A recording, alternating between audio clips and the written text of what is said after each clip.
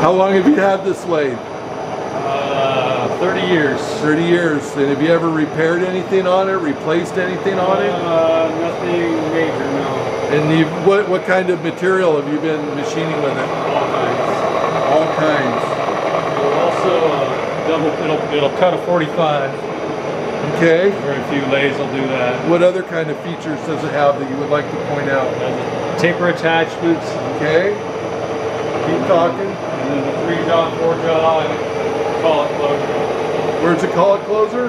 Right there, the hand wheel collet closer. Okay. And these chucks go with it? Yes. Chuck and face plate and a steady rest. Okay, there's a steady rest. I see it. Okay. What's the diameter on the steady rest? 6 inches, I believe. Okay. So maybe take it up to high speed, whatever that is.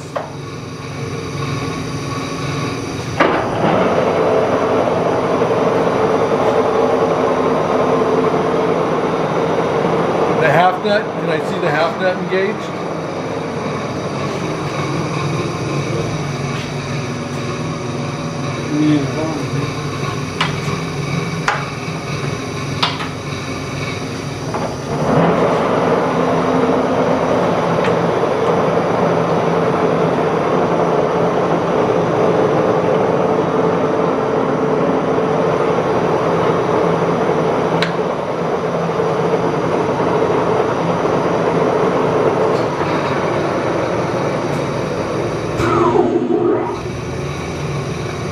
Reverse.